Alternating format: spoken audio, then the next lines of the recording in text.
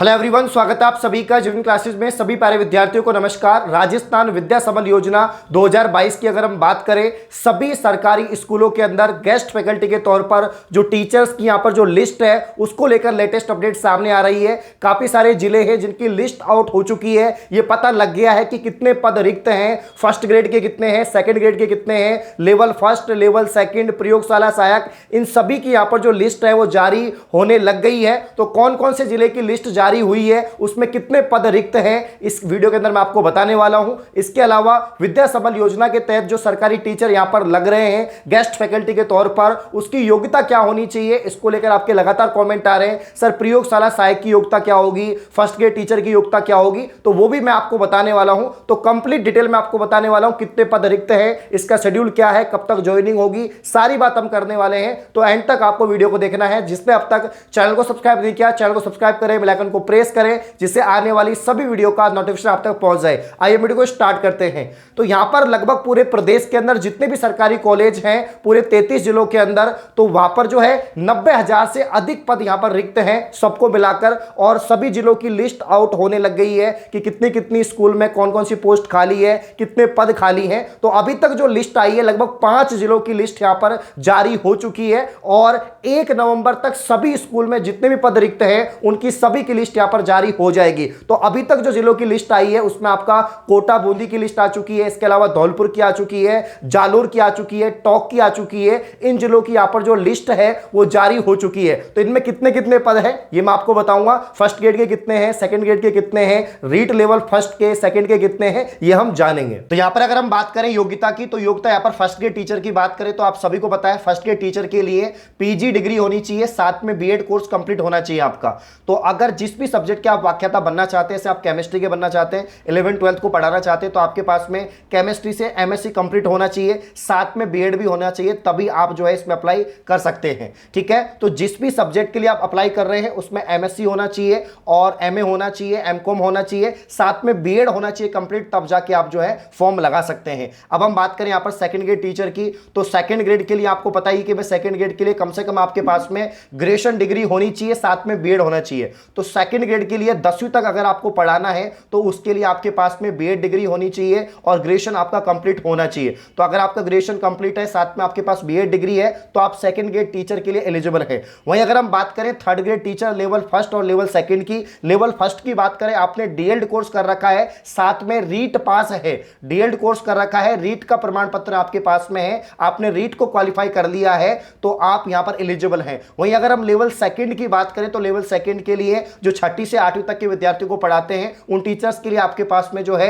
आपकी graduation complete होनी चाहिए, साथ में आपके पास में बीएड कोर्स होना चाहिए, तो आप लोग एलिजिबल हैं। तो ये आपकी एलिजिबिलिटी है। और बीएड के साथ में आपके पास में यहां पर रीट का प्रमाण पत्र भी होना चाहिए। तो लेवल फर्स्ट में भी रीट का प्रमाण पत्र चाहिए और लेवल सेकंड में भी आपके पास में रीट का प्रमाण पत्र होना चाहिए, तभी जाके आप एलिजिबल होंगे। अगर हम बात करें यहां पर प्रयोगशाला सहायक की, जिसको लेकर लगातार आपके कमेंट आ रहे हैं, तो प्रयोगशाला सहायक आप सभी को पता है फिजिक्स के अंदर, केमिस्ट्री के अंदर, बॉटनी, जूलॉजी के अंदर, यानी बायोलॉजी के अंदर जो है यहां पर लेबोरेटरी होती है 11th 12th में, उसी में आपको काम करना होता है। तो आपका 12वीं पास होना चाहिए, आपका 12वीं पास, 12th पास आप लोग होने चाहिए और 12th में पीसीएम या पीसीबी से आप लोग पास होने चाहिए, तभी आप एलिजिबल होंगे। नॉर्मली जब यहां पर राजस्थान कर्मचारी चयन बोर्ड की जो भर्ती निकलती है प्रयोगशाला सहायक की, उसमें भी पीसीएम और पीसीबी से ही 12वीं पास कैंडिडेट मांगे जाते हैं। तो जो योग्यता सरकारी नौकरी के लिए है, परमानेंट नौकरी के लिए है, वही योग्यता आपके यहां पर गेस्ट फैकल्टी के तौर पर है। सेम योग्यता रहेगी, सब कुछ सेम रहेगा।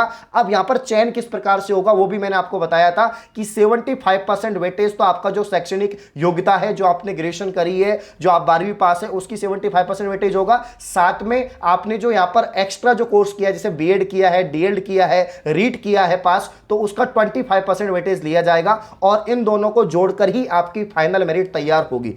तो इस तरीके से आपकी जो लिस्ट है सभी जिलों की वो जारी हो चुकी है।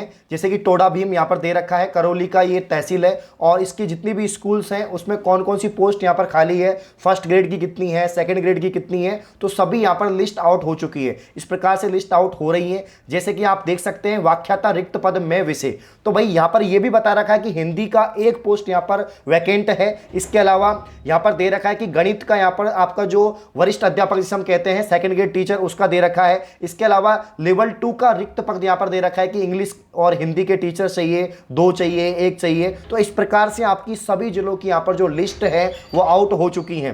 अगर हम प्रयोगशाला सहायक की बात करें तो प्रयोगशाला सहायक का एक स्कूल के अंदर 16 नंबर की जो स्कूल यहां पर दे रखी है, इस स्कूल के अंदर यहां पर एक पद रिक्त है। इसके अलावा फिर ये 3 पद और रिक्त है एक स्कूल के अंदर। तो स्कूल में कौन कौन से पद रिक्त हैं? फर्स्ट ग्रेड टीचर के, सेकंड ग्रेड टीचर के, थर्ड ग्रेड टीचर के, प्रयोगशाला सहायक के, पीटीआई के। तो पूरी इस प्रकार से लिस्ट आई है। तो आप लोग देख सकते हैं कि कौन से स्कूल में कितने पद वैकेंट हैं। ज़्यादातर एक स्कूल में 1 या 2 ही पद हैं, ज़्यादा नहीं है, क्योंकि गेस्ट फैकल्टी है। ऐसा तो है नहीं कि परमानेंट वैकेंसी है तो बहुत ज़्यादा पद होंगे। तो जितने भी पद यहाँ पर रिक्त हैं वो बताए गए हैं इसके अंदर। तो इस प्रकार से सभी जिलों की लिस्ट कल तक आउट हो जाएगी, कल विज्ञप्ति भी आ जाएगी और धीरे धीरे सभी जिलों की लिस्ट आउट हो रही है। तो आप लोग वेबसाइट पे जाके भी चेक कर सकते हैं। बाकी टेलीग्राम पर हम लोग प्रोवाइड करवा देंगे जो भी जिलों की लिस्ट आ रही है। जैसे जैसे आती है वैसे हम टेलीग्राम पर डाल देंगे, वहाँ से आप लोग देख सकते हैं। तो यहाँ पर आपको कन्फर्म पता लग रहा है कि कौन सी पोस्ट की कितनी सीट वैकेंट है, फर्स्ट ग्रेड की कितनी है, सेकंड ग्रेड की कितनी है। सब्जेक्ट भी यहाँ पर बता रखा है कि भाई आप जैसे रसायन विज्ञान है तो एक स्कूल के अंदर आपके केमिस्ट्री का पद यहाँ पर फर्स्ट ग्रेड का रिक्त हो गया है। इसके अलावा इतिहास का एक पद रिक्त है, हिंदी का है, गृह विज्ञान का है, राजनीति विज्ञान का है, चित्रकला का है। तो सभी सब्जेक्ट को यहाँ पर कवर किया जा रहा है। अगर हम बात करें यहाँ पर सेकंड ग्रेड टीचर की तो इसमें विज्ञान का भी है, गणित का भी है, संस्कृत का भी है। इसके अलावा आपके यहाँ पर जो है विशेष शिक्षक भी है और विशेष शिक्षक के अलावा सामाजिक विज्ञान के टीचर की भी रिक्वायरमेंट है। तो इस प्रकार से यहाँ पर दे रखी है। लेकिन लैब असिस्टेंट की पोस्ट सबसे कम होने वाली है, क्योंकि आप सभी को पता है जो 11-12 लेवल की जो यहाँ पर माध्यमिक स्कूलें होती हैं उन्हीं में 11-12 जहाँ पर क्लास पढ़ती है उन्हीं के अंदर यहाँ पर आपके लैब असिस्टेंट की जो रिक्तियाँ हैं वो होंगी। क्योंकि 10वीं तक की स्कूल में, 8वीं तक की स्कूल में नहीं होता है, क्योंकि 11वीं-12वीं के अंदर ही लैब असिस्टेंट की आवश्यकता पड़ती है। तो सबसे कम संख्या होने वाली है लैब असिस्टेंट की। बाकी सर्वाधिक जो संख्या रहेगी वो थर्ड ग्रेड टीचर की रहेगी, जिसमें लेवल फर्स्ट और लेवल सेकंड के पद बहुत ज्यादा हैं। तो जिस भी जिले में जितने पद रिक्त हैं उस हिसाब से आप लोग फॉर्म लगा सकते हैं। सारी जानकारी आपको मैंने और वीडियोज में प्रोवाइड कर दी है कि क्या शेड्यूल रहेगा। 31 तारीख को आपका जो विज्ञप्ति है वो जारी हो जाएगी। इसके अलावा 1 तारीख को आपका जो यहाँ पर पता लग जाएगा सभी जिलों के अंदर कितनी पोस्ट रिक्त हैं, पूरा विवरण आ जाएगा। 2 तारीख से आपके फॉर्म स्टार्ट हो जाएंगे। 2 नवंबर से लेकर